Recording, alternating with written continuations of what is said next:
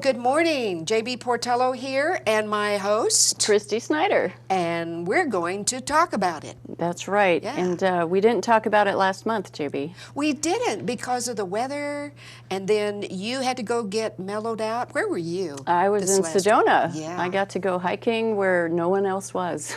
That's nice. It pays to have lived there. Yes. It was beautiful and warm.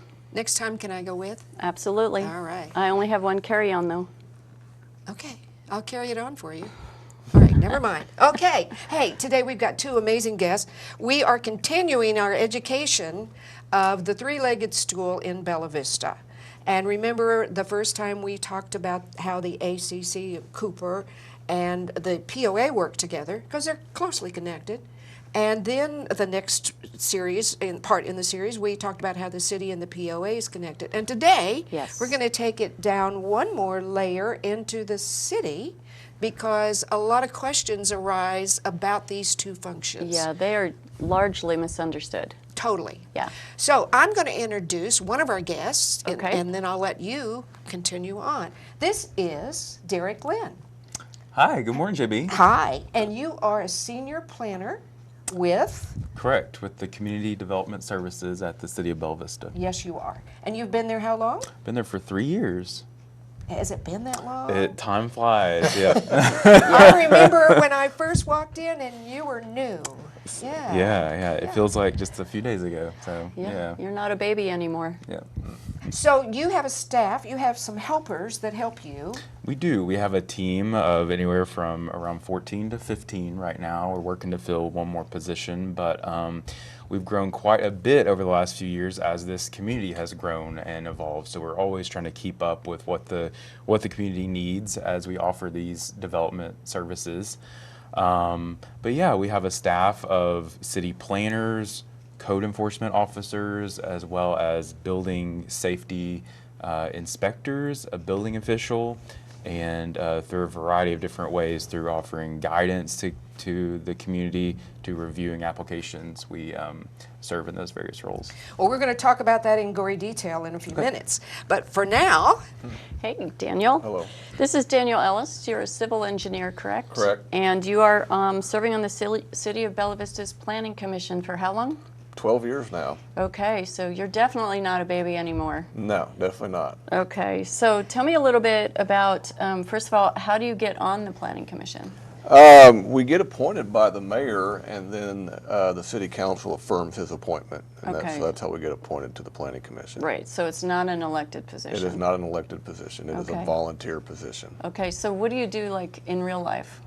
In real life for the commission, or as a civil engineer? As a civil engineer. As a civil engineer, I'm primarily a consultant for developers and other projects like that.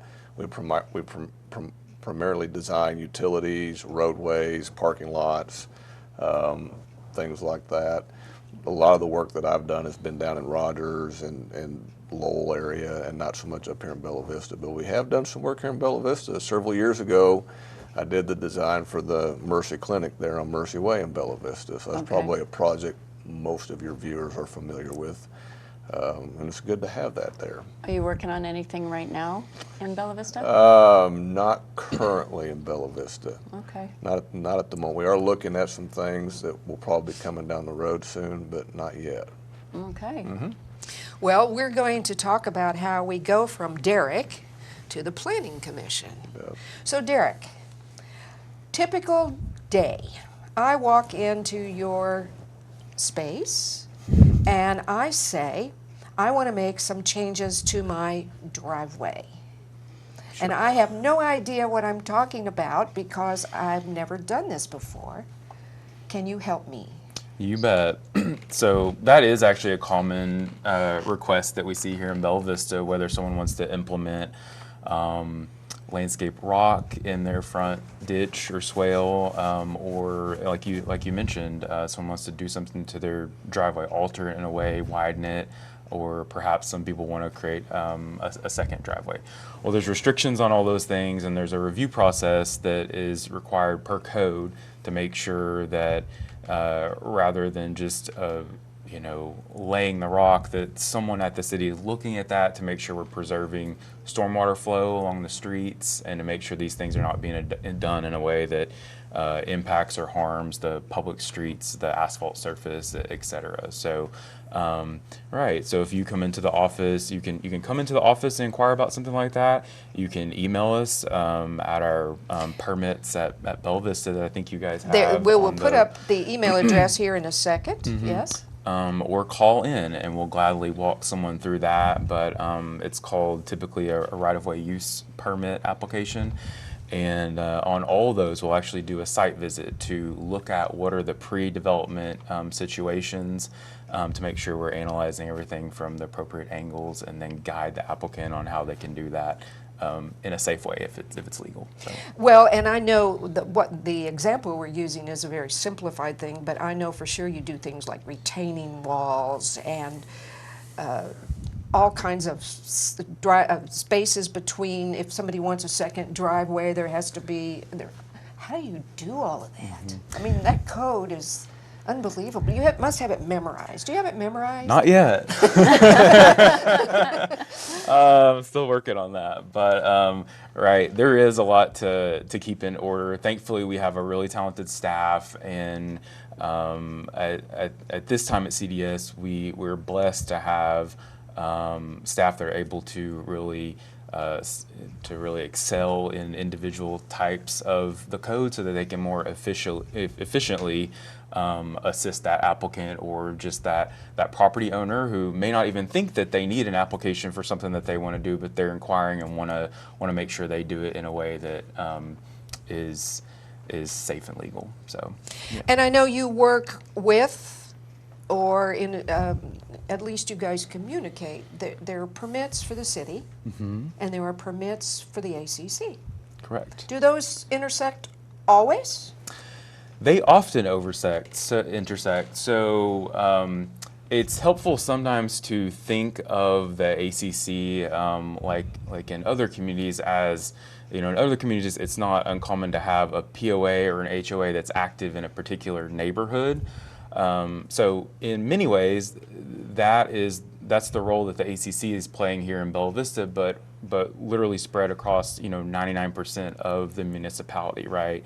So it's really important. We actually have a sign up in our in the foyer, the front area of our office that says, "Don't forget to check next door." And so they are next door, so that makes it really convenient. So right. whether you're calling in or emailing, folks can remotely access. It doesn't matter where we're located, but for anyone that does want to just drive up and kind of get assistance there in person, that has been a convenient aspect of our geography here in Bella Vista. So, right. So if someone is wanting to add a deck onto the back of their house or do a room addition, do anything structural, it's always wise to, or even a fence. It's you want to, as the applicant, as the property owner, check in with both agencies because they have their rules. We have planning, zoning, building safety. And so it's important to check with both agencies. We don't want to speak for them and misrepresent one of their rules or covenants. We're going to throw this over the fence here in a minute to Daniel, but how long, on average, because I know everything is different, but how long does it take for you to go through everything you need to do before you can present it to the Planning Commission, which is the next step? How long does that take? That's a great question. So we do have published on the city's website a development calendar, and through that there's a variety of deadlines that are set up throughout the year. We have about one a month, and a Planning Commission cycle, as we call it. So from the time of the deadline to submit that application, so it might be for a lot split or a site plan type application, it's approximately a 42-day cycle. Okay, so through that month plus time period, before it ever goes to the floor at the Planning Commission, staff is checking through technical review a variety of kind of detailed criteria to see if it's even eligible to to sit before the Planning Commission. Some projects require public noticing, so we help the developer through that to make sure they're providing for that. And then it goes through an interdepartmental review process, so we send it out to utility companies, other agencies at the city, including even the private utilities that we have here in Bella Vista, to make sure they're, to see if they have any comments on the proposal. And then per the calendar, then it might be eligible for that work session or that regular meeting. Have you ever read the book, Hitchhiker's Guide to the Galaxy, that was written in the early 70s? I haven't. I'll add it to my list, though. Well, you probably were born in the early 70s, but anyway, the answer to everything, according to that book, is 42.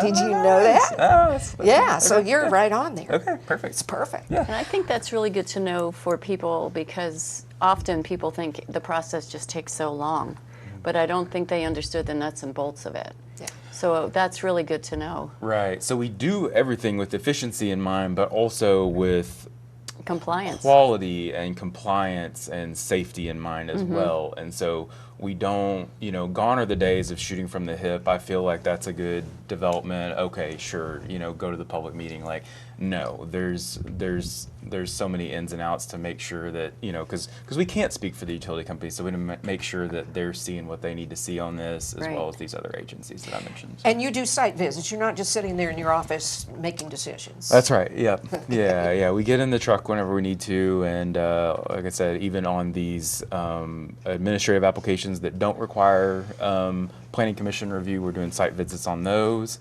and then we're definitely doing site visits on projects that go to the Planning Commission. So. Okay, so let's throw this across the table here Yeah. for a few minutes. Yeah. Okay, so what do you have to say about that? I mean, what Derek is describing is absolutely correct. The Planning Commission relies on the work that the staff does in that 42 days to give us guidance on anything that does come before us on whether or not it is complying with the code and whether or not we should approve it or not. Because at the end of the day, the Planning Commission's role is to say, yes, this complies with the code, or no, it does not. It's really not for us to interpret the code or even to really modify the code. We can make recommendations to council, but it's not, the commission doesn't actually change the code, and we're not there to interpret the code. We are there to have staff tell us, yes, whatever this is meets the code, or no, it does not. Okay. And we're charged with voting in the affirmative that yes, it does, or no, that it does not. So you're just another checks and balances piece of the process. Yes, we are. We are another checks and balances. We do have the authority to grant variances on some things, not on many things, but on some things that are development related. But there's a very strict set of criteria that we have to evaluate granting that variance under. What would be an example? A lot of times, probably what number one we're seeing right now is setback encroachments. Somebody wants to come in and put in an accessory structure or a retaining wall within a building setback or something like that.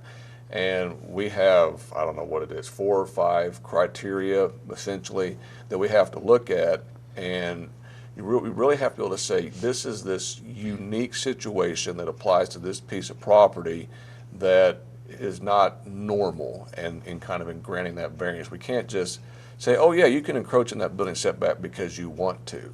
There has to be a good reason, like topography, or we are a tree city. We have a lot of trees. If it's like, no, there's a bunch of trees I want to preserve, and this is the only option I have to preserve the trees, that would be a good mitigating circumstance to look at and grant a variance, but not just because I want it. It's not a criteria that we look at. I want it there. That's right.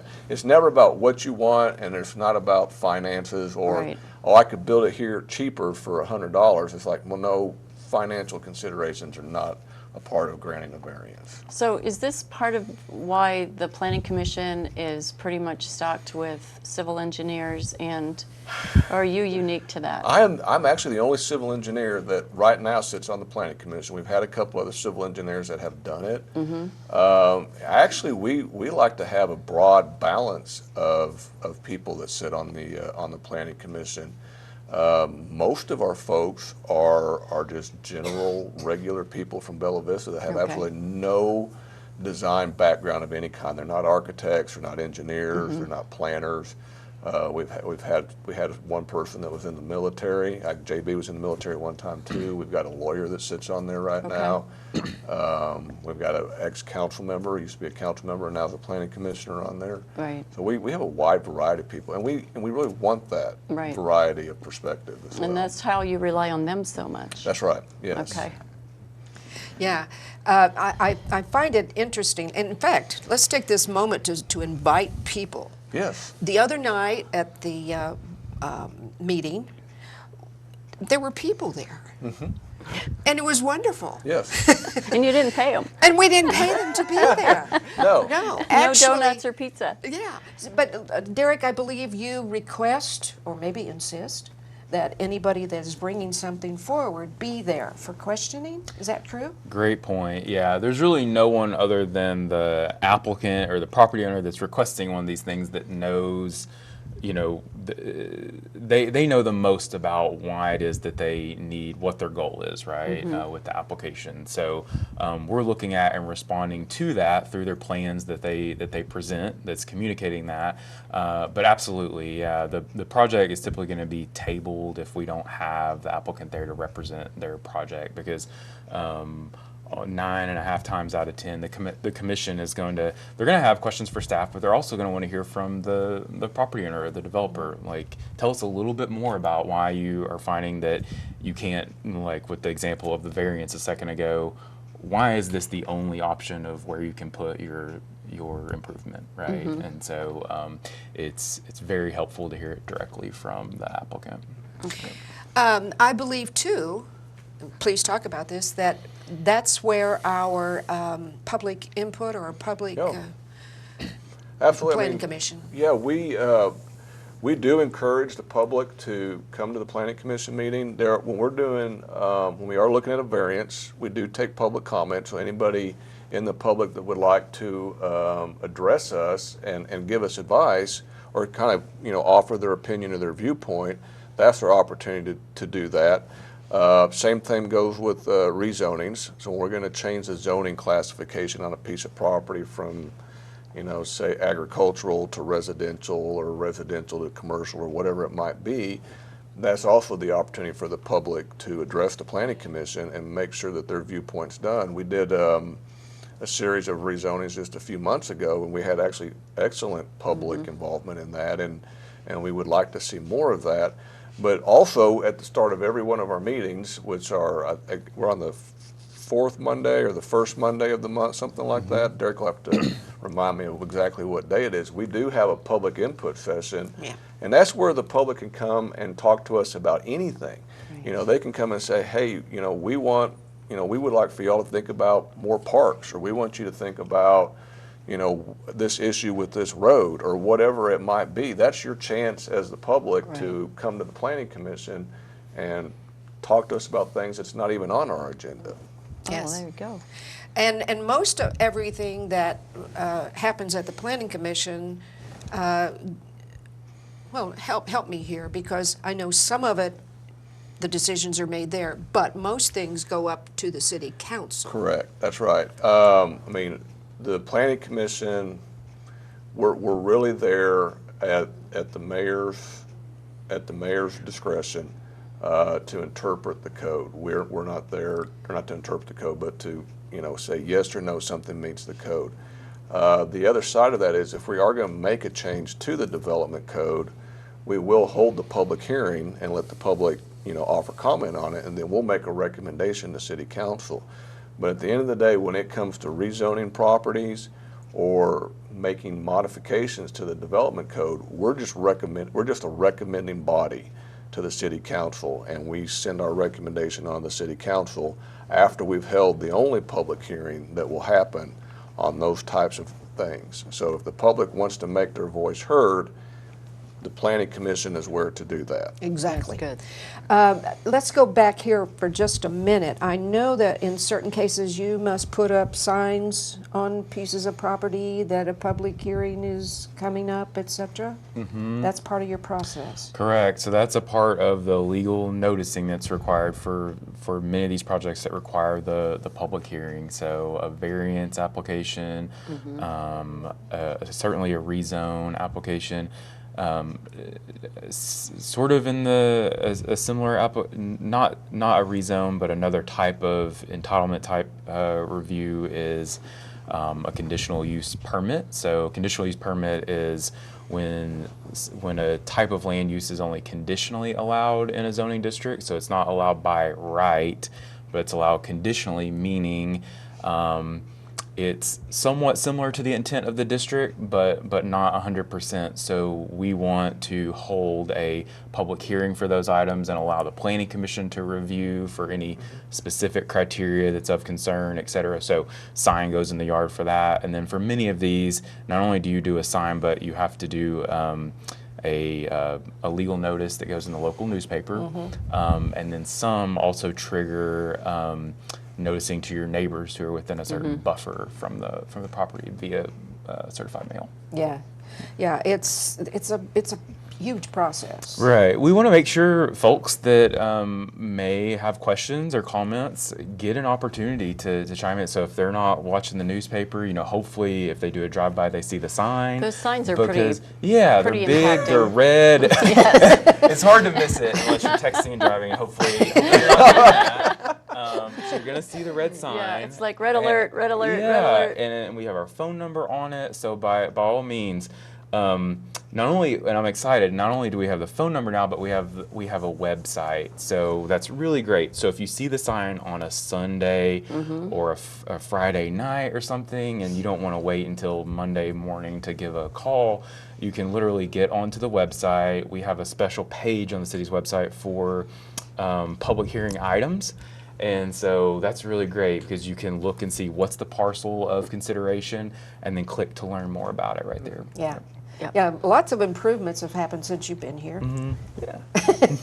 Yeah, we're excited. We really want to promote transparency and accessibility, and so through everything that we do with planning, we that's a part of the process. So, Daniel, Yes. if I, She's got as that a, look. I know. I'm thinking of things that have happened recently that I think would be important for people to understand. Sure. So if I have as a council person, or a commissioner, not council, sorry, if I have a personal opinion on something, Yes. does that count? No. I it didn't does think not. so. No, it does not.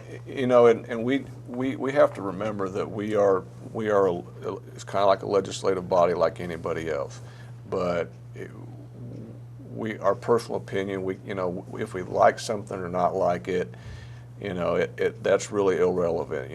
If you don't like this particular business, you can't vote no just because you don't like this particular business or the person that's standing up at the podium presenting it. We are supposed to be as impartial as they come, and really just relying on what staff is telling us and saying, yes, we concur, or no, we do not. And, Yes. and we have to stay impartial like that. I think it's important that we do that. And you're very good about bringing the commission back to that and Yeah. reminding folks, because it's hard for some folks. It is. They're very, It's their neighborhood too. well, that's right. Well, yeah, I mean, Yeah. it is. We live in Bella Vista. It affects us. It affects us both positively and negatively. And, we do find holes in our code. And we go back and fix it after the fact. But we can't apply something retroactively. So we have to rely on today when this project's in front of us, this is what the code says. Yep, this is definitely something we need to look at, and we're going to go back and look at that. We had 2 things come out of our Monday Night Planning Commission that we're going to look at our next work session, and we realized we need to address those. So Because things change. they do. And things that were set in place a long time ago are probably not applicable They are anymore. Yeah, not. especially as old as Bella Vista is, you know.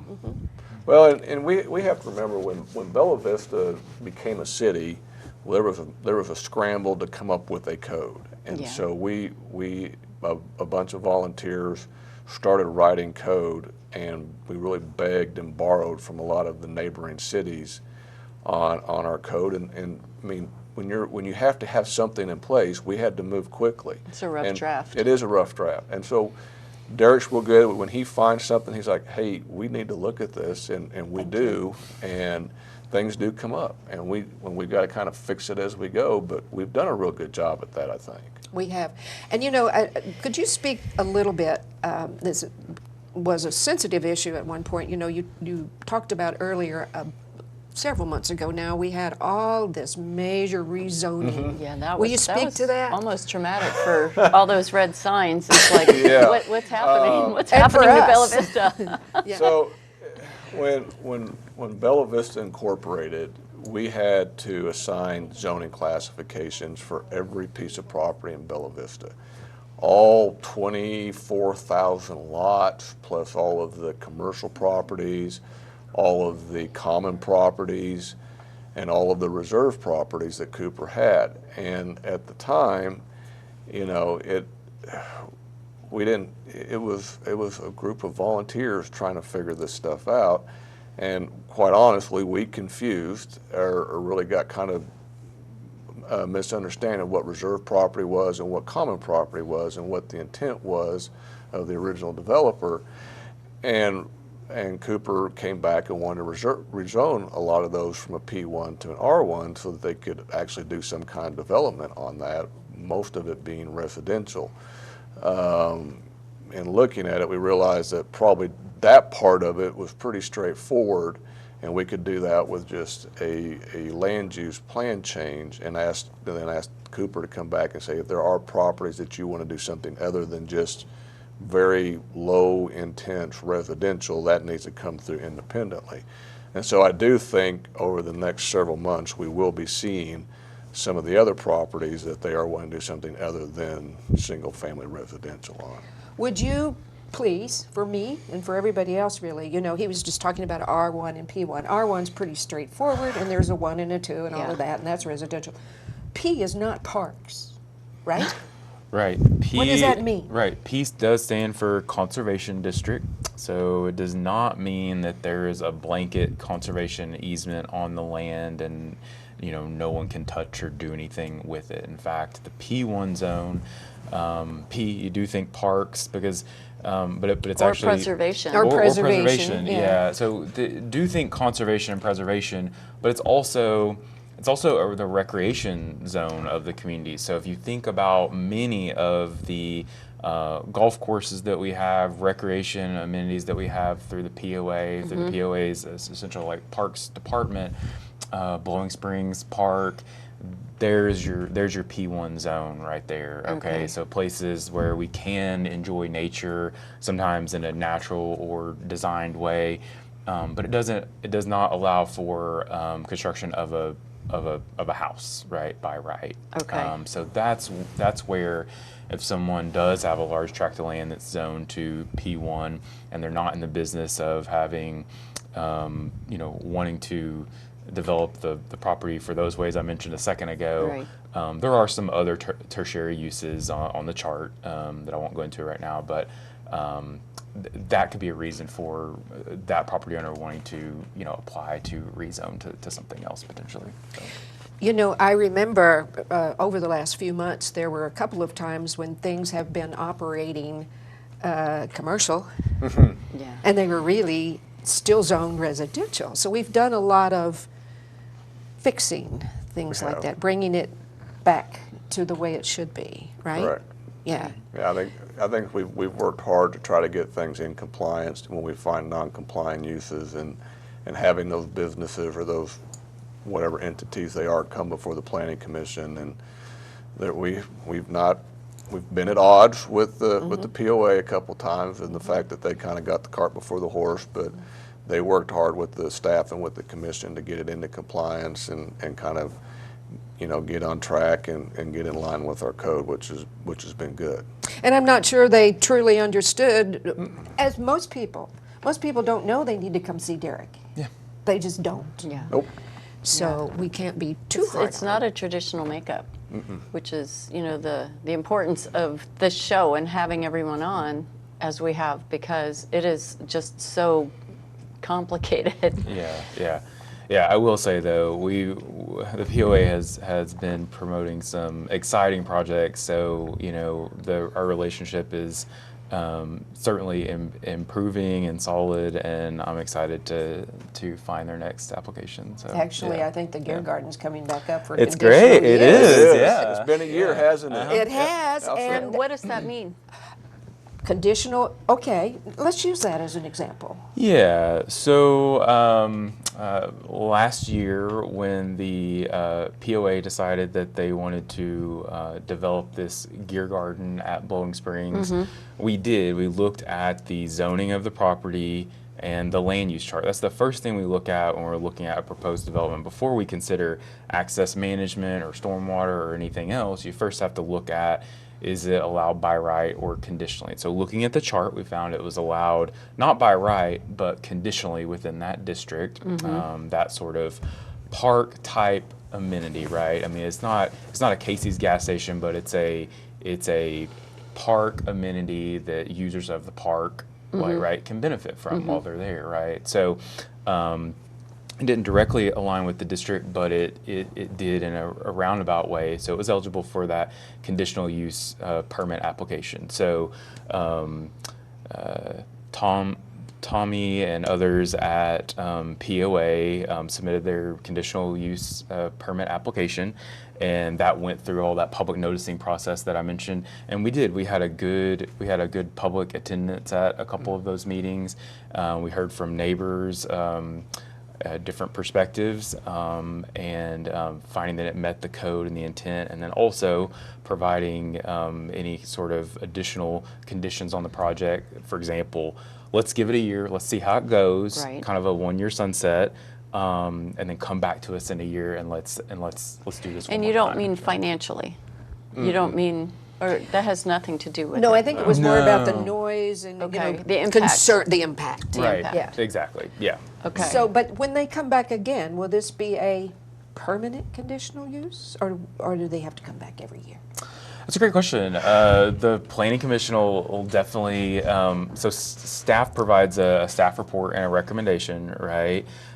We may have conditions or we may not, but at the end of the day, the Planning Commission is there to implement an additional condition, such as the sunset clause, if they deem that's appropriate through Right. some of that input that they hear at the meeting, right? Yeah. Well, you know what? I'll Yeah. say, that's a great thing about a conditional use permit when it comes to the commission. Those are one of the few things that we do have some latitude to put some extra conditions on it. Like we can say, architecturally, we'd like to see the building look more like this, or we can encourage them on operating hours if we are concerned about noise. Or like in this particular case, we gave them a 1-year permit so we could come back and kind of get a refresh perspective from the neighbors, and is it really a nuisance, or has it been an amenity to the region, which it sounds like it has It been. has, Yes. yeah, they've got big plans coming up. You know, we could talk forever, and Yeah. I really enjoyed this, because even though I'm a part of this on a regular basis, you learn something every day. Yeah. Like you learned about the answer to everything's 42. That's right. So, but I have one more thing. Let's Okay. talk about Daniel and what interesting person he is, in particular. Yes. Tell us about Craft and Tall. Okay. Craft and Toll has been in the area for nearly 65 years. We were founded in 1963 in Rogers, Arkansas. I started working there in 2000, so I've been there for 22 years. And I might have made a bet with our CFO at one point about what type of fiscal year we were going to have. Uh-oh. He was right and I was wrong, and so I wound up with the corporate logo tattooed You on my wanna ankle. you wanna Oh, point it- it to camera, the camera? can If you you want to see see it, there you this? go, right there. So we do have. Oh, we don't have the red light, but But yes, gonna there's- there the we red go. light. Look Yeah. at there. yes, we've got the corporate logo on the ankle. She wants you to turn to the Oh, you camera. want me to turn to this one? Yeah. That one better? So I kind of lost the bet, and We're not picking it up. I It's thought okay. it was going to be him. Yeah, but that's okay. anyways, But who knew that Yeah. oh my goodness. yes. So I'm not a traditional civil engineer. No, by you're any- You just lost a bet. I did. I lost a bet. I bet that. So you're not a good gambler. I'm not a good gambler, but I'm proud to have it on there. I mean, Yeah. it's the only company I've worked for since graduating from college, and I do enjoy being there. And it has allowed me to work on a lot of different projects. Name a few. Name a few big ones. Sure. Worked on Top Golf, did the Mercy Hospital in Rogers, did most of the large buildings you see down there around the Top Golf area, did the AMP. Okay. Really? Yes, Ooh. did the AMP. Worked on the Mercy Clinic in Bella Vista. Worked on Fat Tire in Bella Vista. I'm very excited about that one. I love to ride bikes. I'm fairly new to it, but Yeah. I think that's going to be a fantastic business in Bella Vista. They were right on the outskirts, but in Bentonville. So when I buy my next bike, I'm going to buy it in Bella Vista and get my tax dollars at Bella Vista. Good job. Yeah. Well, we're getting the wrap it up signal. Wrap it up. But you know what? I think, as always, Yes. I think we need to later have them come back, maybe do a different thing, and you can show us your other tattoos. Sure, then. absolutely. Yeah, we'll warn the camera crew this time. Yeah, absolutely. Hey, thank you, Bella Vista. We appreciate you, and we hope that you have learned. We've learned Yeah, a lot. Yeah, And just you're- having this series. Yes, You yes. know. So thank you both very you. much. Yep. I enjoy working with you here today and in other instances, and I look forward to making a difference here in Bella And I Vista. appreciate what you do. Thank you. It's an awesome task, but the community needs it. Yeah. So bye, everybody. We'll see you next month for Let's Talk About It.